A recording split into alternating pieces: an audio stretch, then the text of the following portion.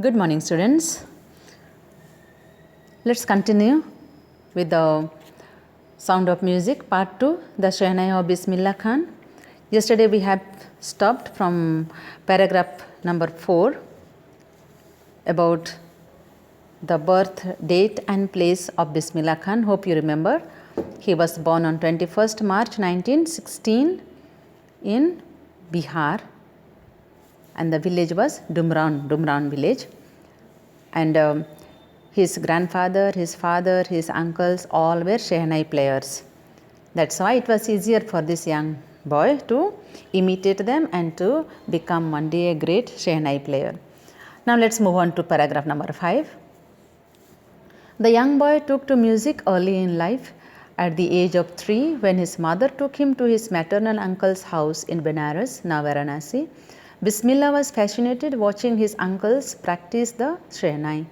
Soon Bismillah started accompanying his uncle Ali Bux to the Vishnu temple of Benares, where Bux was employed to play the Shehnai. Ali Bux would play the Shehnai and Bismillah would sit captivated for hours on end. Slowly, he started getting lessons in playing the instrument and would sit practicing throughout the day. For years to come, the temple of Balaji and Mangala Maya and the banks of the Ganga became the young apprentice's favorite haunts, where he would practice in solitude. The flowing waters of Ganga inspired him to improvise the invent ragas that were earlier considered to be beyond the range of the Shehnai. Let's try to understand. Here you see the young boy. As a young boy, this Bismillah Khan, he took to music early in life, and at the age of 3, you see where he starts getting inspiration to play this Shehnai. When his mother took him to his maternal uncle's house, maternal meaning mother's house, paternal uncles, father's side, means daddy's brothers would be paternal uncles, whereas mother's side, mother's brothers would be maternal uncles. So maternal uncles, that was in Banaras. Remember, paternal uncles where they will be in Bihar. Maternal uncles would be in Banaras. Now it is Varanasi. He was fascinated watching his uncles practice the Shehnai. Fascinated means so much taken up. He was captivated. He enjoyed watching. Just he was watching as a 3-year-old child, remember, probably with mouth opened, he was watching his uncles playing, practicing the Shehnai. And soon he started accompanying his uncle Ali Bux, specially. Accompanying means he was giving him company. Just he was taking where? To Vishnu temple of Benares, where Bux was employed to play the Shehnai. Those days, it was an employment in the temples to play, so that they would earn some money. So he was playing in this temple. Which temple it is? Vishnu temple in Benares. And he would accompany, the small boy would accompany his uncle Ali Bux. And Ali Bux would play the Shehnai and Bismillah would sit captivated for hours on end. Captivated means he would be taken up. He was completely lost into this music for hours together, and slowly he started getting lessons in playing the instrument. That means who taught him? His uncle Ali Bux. Slowly he started to play, started practicing throughout the day because he enjoyed. Remember, for years to come, the temple of Balaji and Mangalamaya and the banks of the Ganga became the young apprentice's favorite haunts, where he would practice in solitude. So here, where he was practicing? He would practice where? Near the temple, Balaji temple and Mangalamaya, and the banks of river Ganga, where nobody would see. There he was practicing. Young apprentice means the learners, the practitioners, we call apprentice. Okay, it became the favorite haunts. Favorite haunts means favorite place. It was a haunting means it was calling him, inviting. That place was inviting him. It was a appropriate place, river Ganga, where he would practice in solitude. Solitude means alone, without any disturbance. And the flowing waters of Ganga inspired him to improvise and invent ragas. River Ganga inspired him. He would get light. For what? To improvise. Improvise means what? Improvise means to create and perform without preparation. spontaneous, listening to the river, the flowing waters, the sound of waters, he was inspired, and he could invent ragas. Ragas are the notes, we call it in English. So different ragas, and which was beyond range of the Shehnai, which was not at all done earlier, but then being alone, completely he was lost in this Shehnai. Naturally, he could invent the ragas. Let us move on to paragraph number 6. At the age of 14, Bismillah accompanied his uncle to the Allahabad Music Conference. At the end of his recital, Ustad Fayaz Khan patted the young boy's back and said, "Work hard and you shall make it." With the opening of the All India Radio in Lucknow in 1938 came Bismillah's big break. He soon became an often heard Shehnai player on radio. So you see, at the age of 14 now, you see 3 years old, he has almost started. And the 5 years old, already he was singing in the music, in the temples. Now, at the age of 14, he accompanied his uncle. Which uncle? It will be Uncle Ali Bugs. Where? To Allahabad Music Conference. And at the end of his recital means reciting. Okay, the music was sometimes we recite. We don't read. Music is recited. Ustad Fayaz Khan, he was the director probably. He patted the young boy's back. About this, he was 14 years old. So he patted means he beat little, with tapped at his back and said, "Work hard and you shall make it." That means if you work hard, you can achieve, you can make it. You have a good voice. With the opening of All India Radio in Lucknow in 1938 came Bismillah's big break. Which is the big break means he became famous. He started his career in the All India Radio. He started playing Shehnai, and he soon became an often heard Shehnai player on radio. Often heard means very often. He was playing Shehnai, and that was heard on the radio. When it started? In 1938. So who encouraged him? It was Ustad Fayaz Khan. He said, "Work hard and you shall make it." Paragraph number 7. When India gained independence on 15th August 1947, Bismillah Khan became the first Indian to greet the nation with his Shehnai. He poured his heart out into Rag Kafi from the Red Fort to an audience which included Pandit Jawaharlal Nehru, who later gave his famous Tryst with Destiny speech. You see here, when the India got independence on 15th August 1947, he was the first Indian to greet the nation with his Shehnai. Okay, that national anthem was played by Bismillah Khan on his Shehnai, and he poured his heart out. That means he gave his heart and soul into this Rag Kafi from Red Fort to an audience. The great procession which was taken, and in that the great personalities like Jawaharlal Nehru also was there, who gave later the famous Tryst with Destiny speech, the first speech of Jawaharlal Nehru. Paragraph number 8. Bismillah Khan has given many memorable performances both in India and abroad. His first trip abroad was to Afghanistan, where King Zahir Shah was so taken in by the maestro that he gifted him priceless Persian carpets and other souvenirs. The king of Afghanistan was not the only one to be fascinated with Bismillah's music. Film director Vijay Bhatt was so impressed after hearing Bismillah play at a festival that he named a film after the instrument called Gunj Uthi Shehnai. You see here, he was given many memorable, that means you could remember, memorable performance both in India as well as in abroad. And the first trip to abroad was to Afghanistan. You have a question there, where was his first trip? It was Afghanistan, where King Zahir Shah, he was so taken in by means he was so much impressed, he was so happy by this maestro, that master, that he gifted him priceless Persian carpets. Priceless means very much valuable, okay, high price Persian carpets and other souvenirs. Souvenirs are given even a small thing, but then in memory of that particular place. That means from Afghanistan, some typical things of that place, that is called souvenirs. Okay. The king of Afghanistan was not the only one to be fascinated, enjoyed or captivated with Bismillah's music. Even the film director like Vijay Bhatt was so much impressed that after hearing Bismillah play at a festival, that he named a film after the instrument called Gunj Uthi Shehnai. The film name itself he gave Gunj Uthi Shehnai. And the film was a hit, and one of Bismillah Khan's composition, Dil Ka Khilona Hai Toot Gaya, turned out to be a nationwide chartbuster.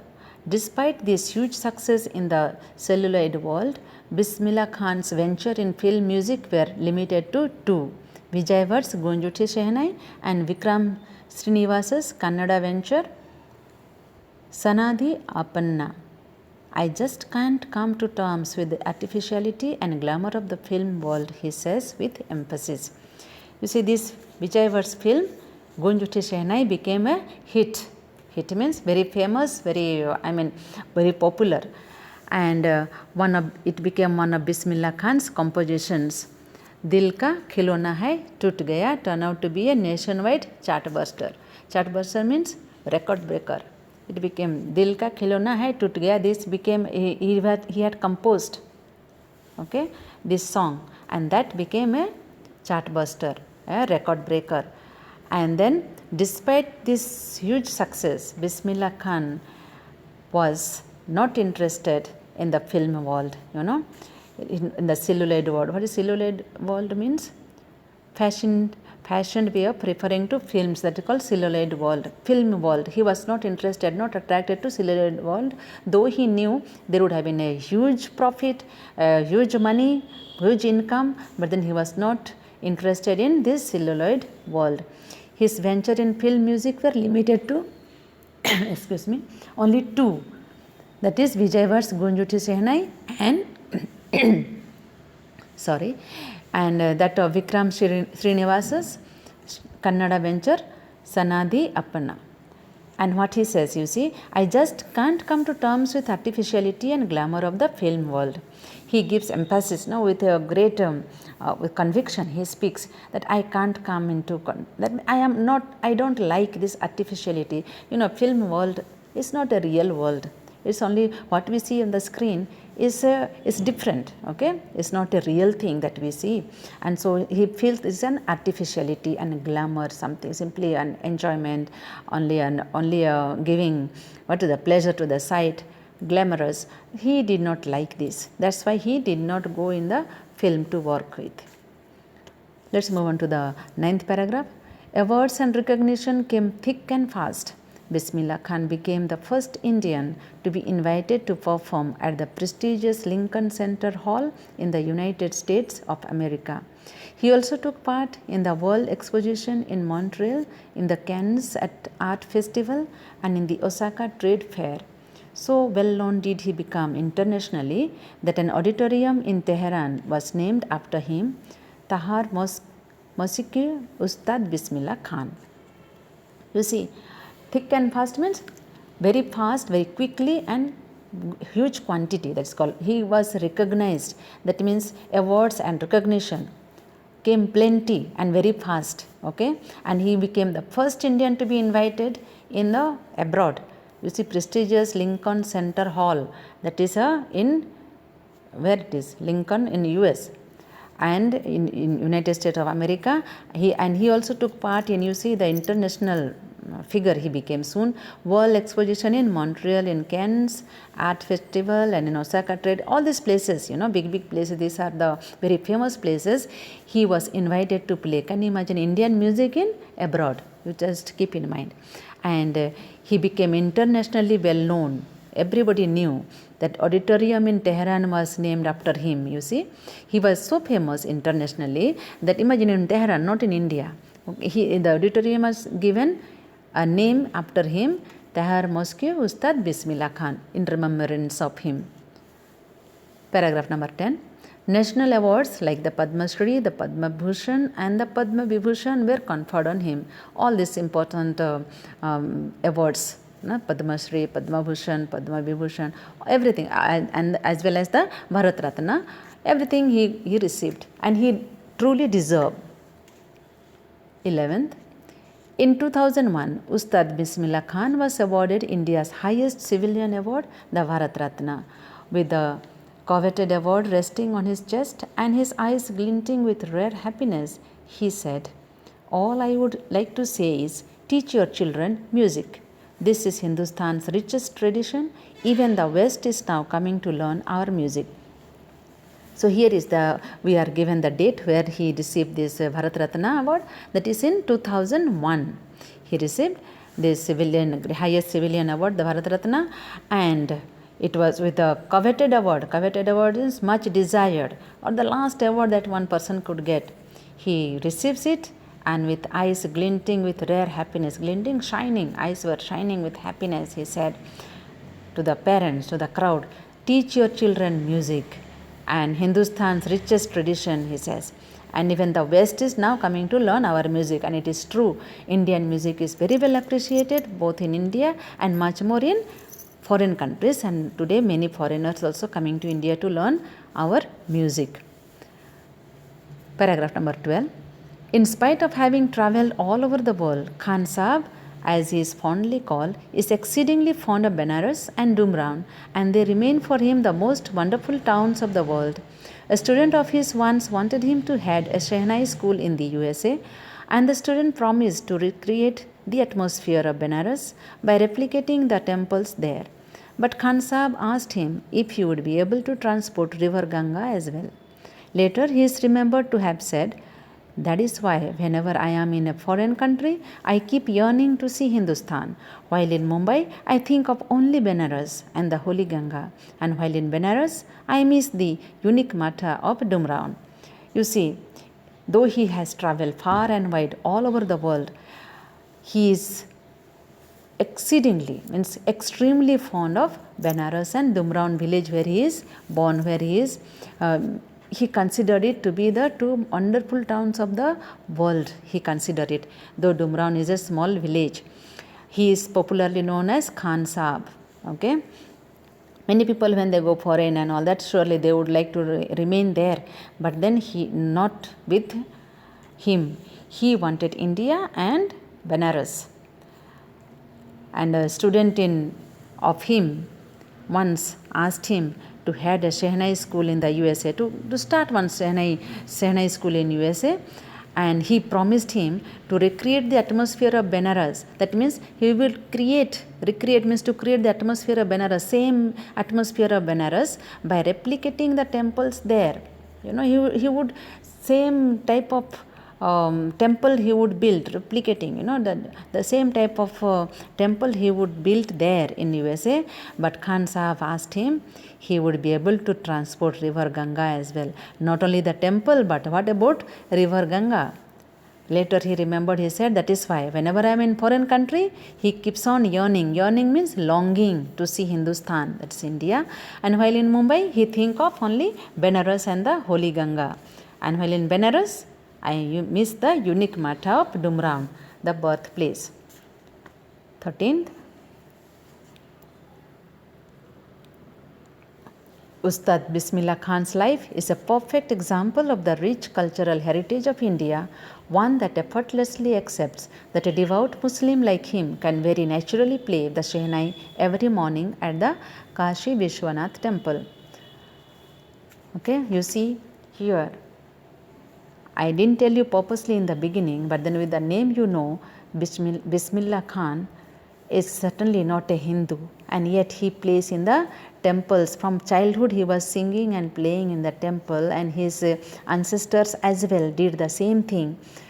And so where there is the question of which religion and which caste, remember he was a devout, strong Muslim, and yet he did not mind to play in the temple. It is a perfect example of the rich cultural heritage of India. You see that he was a Muslim, and yet he could play Shehnai every morning in Kashi Vishwanath temple, and therefore and today it is more and more, I mean less and less appreciated. People will not like one Muslim to play in the Hindu temple or vice versa, but then that was, we have the great example in Bismillah Khan's life. Ustad Bismillah Khan passed away on 21st August 2006 at the age of 90 after a prolonged illness. Prolonged illness means long illness for